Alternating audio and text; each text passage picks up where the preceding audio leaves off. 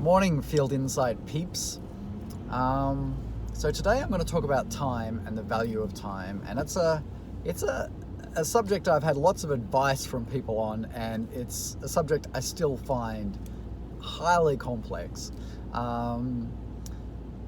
So people say to you, like, work out how much money you want to make at the end of the year and then divide that by how many hours you should be working to make that amount of money to sort of get a value. And, if you're a medium-sized business, you might value your time at $200 an hour, $500 an hour. If you're like getting into a bigger business, you might value your time at $1,000 an hour, or, a mega business like $5,000 an hour. The idea is just to,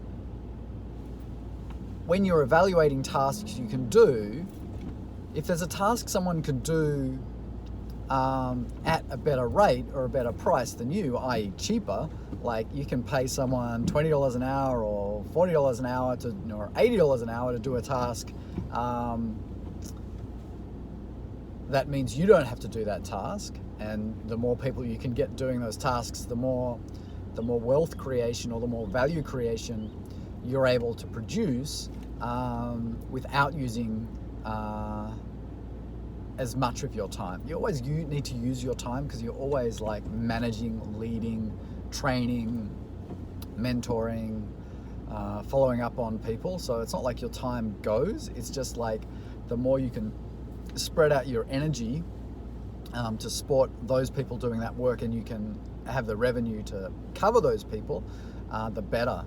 So that calculation is valid, right? You work out how much you want for the end of the year, you divide that by how many weeks you work, you divide that by how many days there are in a working week for you, and that gives you a value of your time. And that applies to personal and business.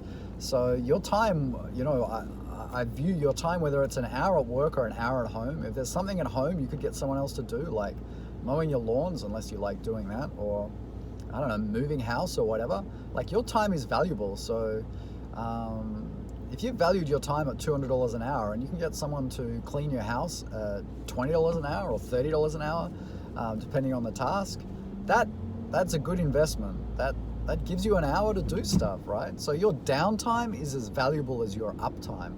Like your work time is as valuable as your downtime, because the productivity of your work time is directly correlated to how much downtime you get and rest you get. So that need to recover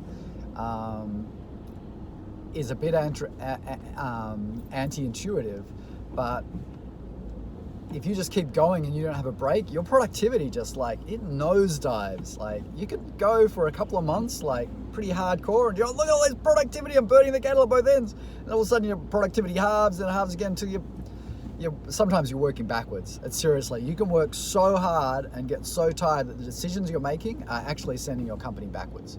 So regular breaks, and me and my wife Tash have just started planning this out, our breaks for the whole year. So our breaks are all mapped out.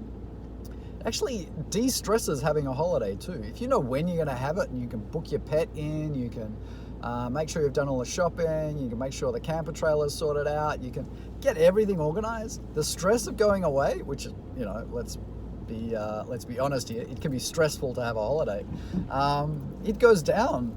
So that yearly planner to book in your downtime, it means your uptime is more productive. So map out your all your events for the year on a yearly planner, and lock in those bloody holidays, right? I bet you get back from a holiday thinking I really should book another one.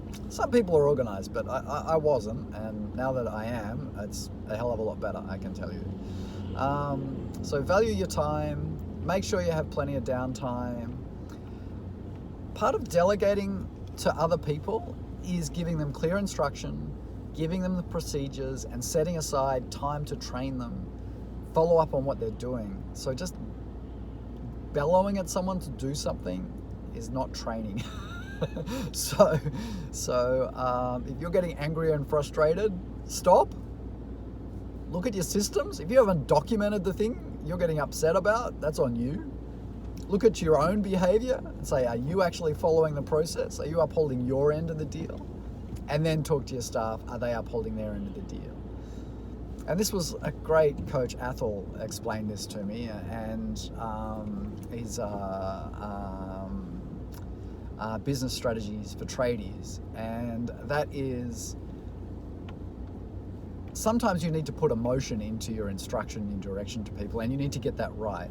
Like just bald-faced bellowing at someone just makes them feel like crap and they're going to rebel.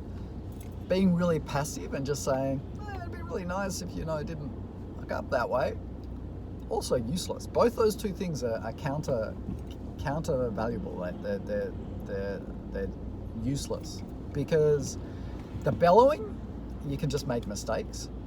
You get them offside, and they're going to be out to get you.